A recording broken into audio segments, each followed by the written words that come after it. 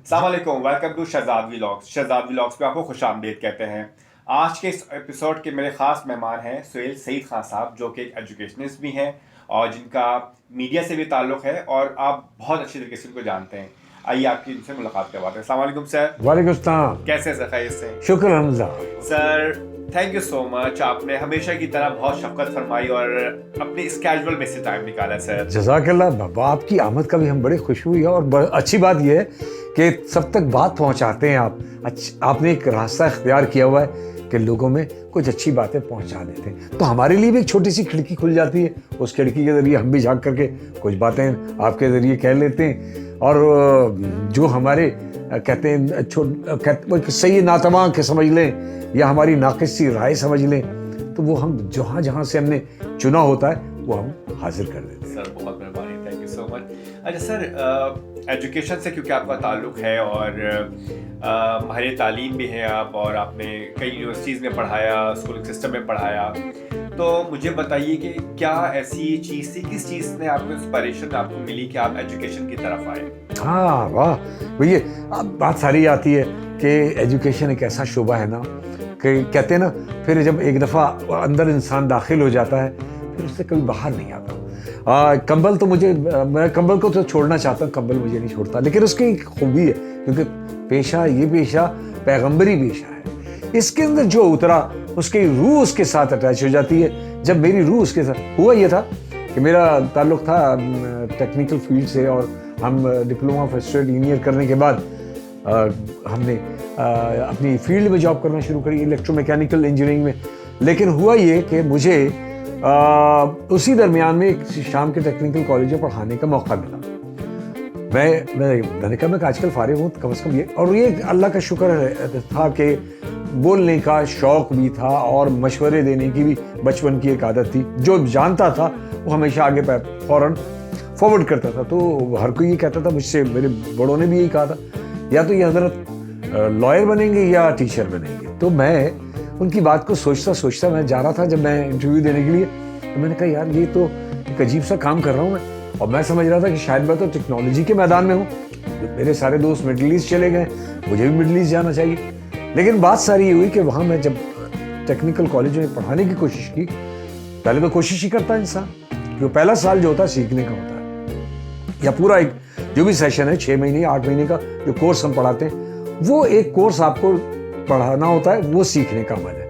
उसके बाद रिपीटेशन है। अब उस रिपीटेशन में क्वालिटी पैदा करनी होती है, वो बाद में हम सीख सके। लेकिन हुआ ये कि जब हम पहुंचे वहाँ, हमें तो लगा कि वहाँ तो बड़ी बाइज्जत माहौल हो गया। हम एक जॉब जो टेक्निकल फील्ड में करते हैं वो ब्लू कॉलर जॉब भी कहलाती है, उसमें अगर हायर मैनेजमेंट पहुँच गए तो फिर तो ठीक है, वाइट कॉलर होगी।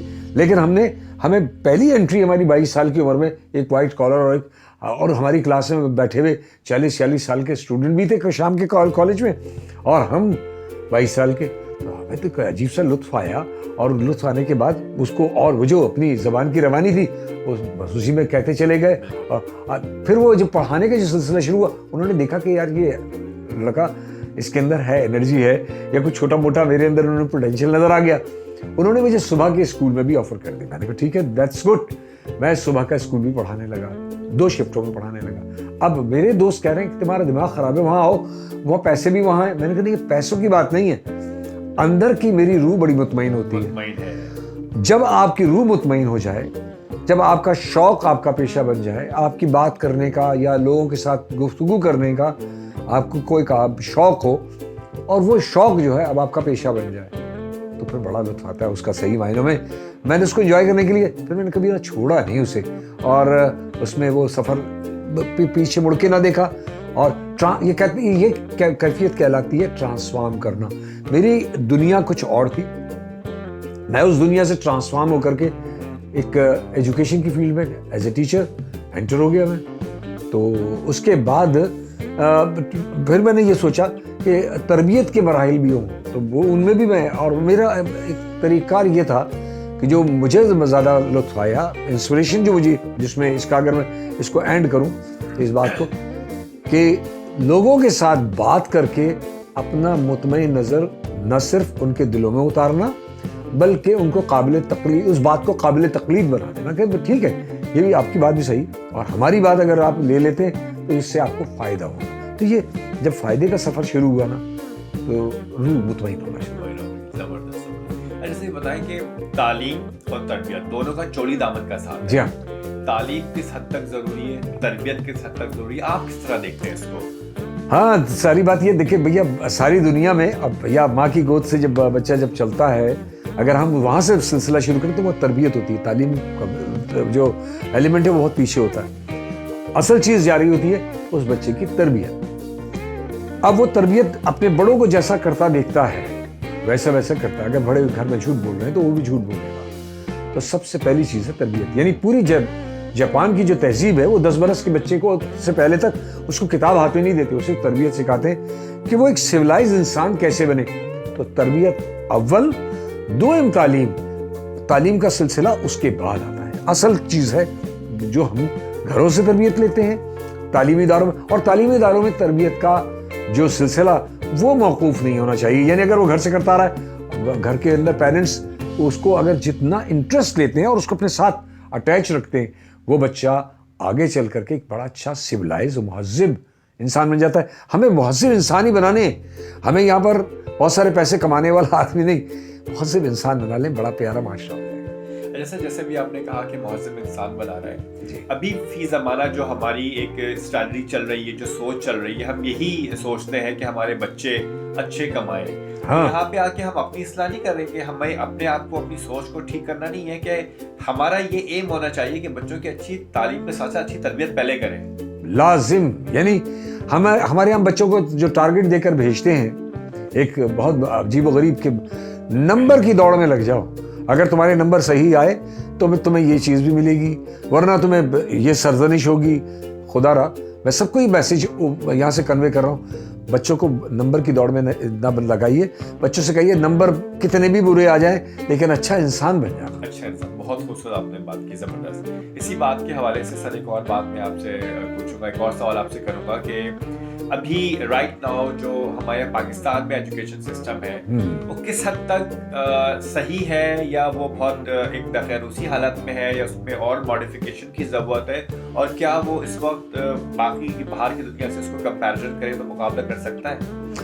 یعنی کہنا چاہیے کہ ایک ہوتا ہے 19-20 کا فرق اور ایک ہوتا ہے 10-50 کا فرق. یہاں 10-50 کے فرق پر پہنچ چکے ہیں ہم, اور پوری دنیا سے تقریباً ہم 60 سال اور کچھ جگہوں پر تو ہم یہ بھی کہیں گے 100 سال پیچھے.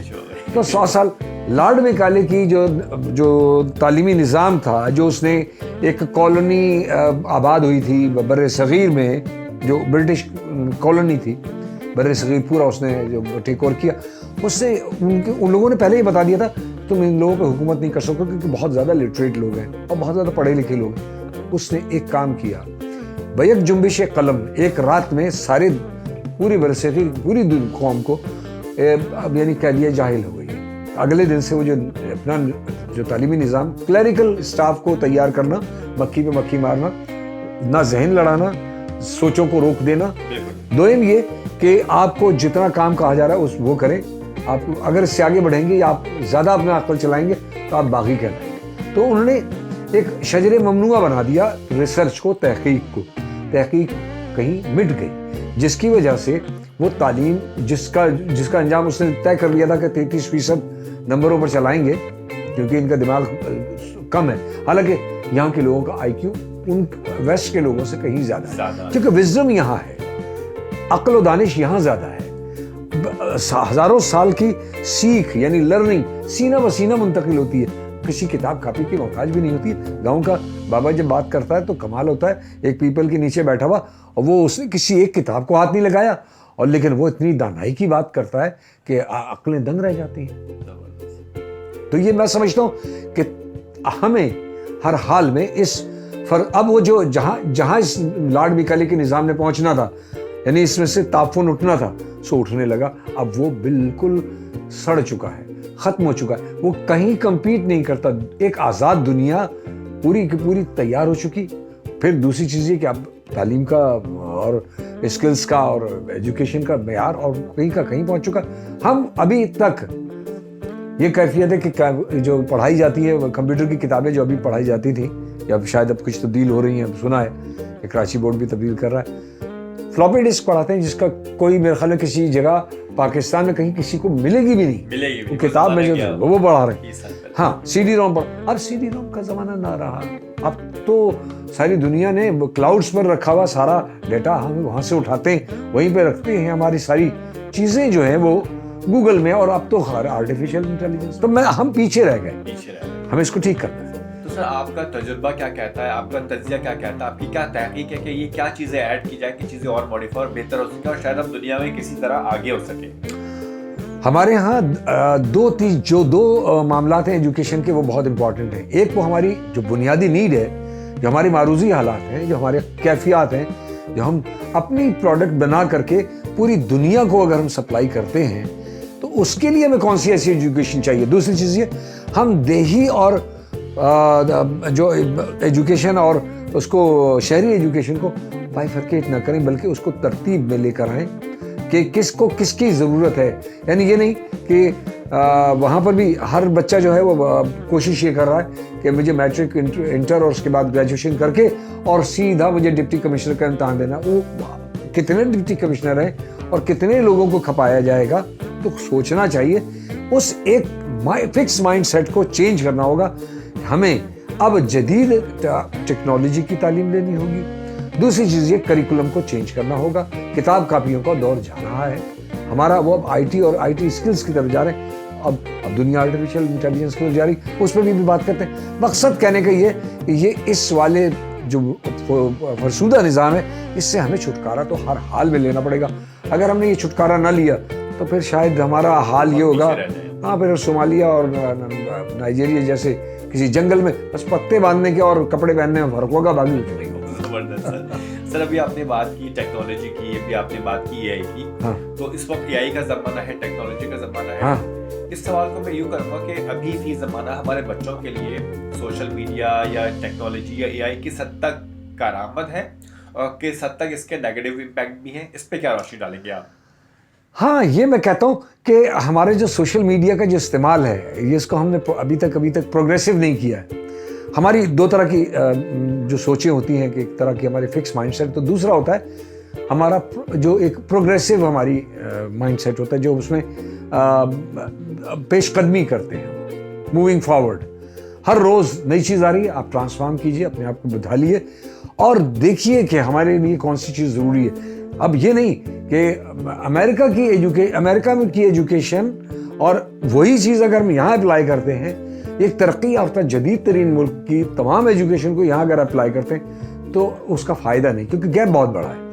हमारी डिमांड्स डिफरेंट हैं, हमारे मारूजी हालात जिसको हम कहते हैं, हमें क्या चीज़ इस वक्त डिमांड कर रही है। हमारे बच्चों को स्क्रीन टाइम हमारा थोड़ा सा घटाना होगा, सोशल मीडिया का इस्तेमाल पॉजिटिव होगा, उससे नॉलेज तो ली जाए लेकिन इंटरटेनमेंट को कम करना होगा। हमारे तमाशबीनी ज़्यादा है, ये जो स्क्रीन है ये हमारी एक तमाशागाह है। हाँ, इसको एंटरटेन करें, एजुकेशनल पॉइंट ऑफ व्यू से बहुत कम है, खत्म, कुछ भी नहीं। उसको उसके ज़हन में वो तो जैसी बस मोबाइल फ़ोन उठाता है उसके लिए एक तमाशा शुरू हो जाता है, एक रंगीन तमाशा जो पहले कभी बड़ी स्क्रीन पर वो देखा करता था, अब उसके हाथ में आ गया।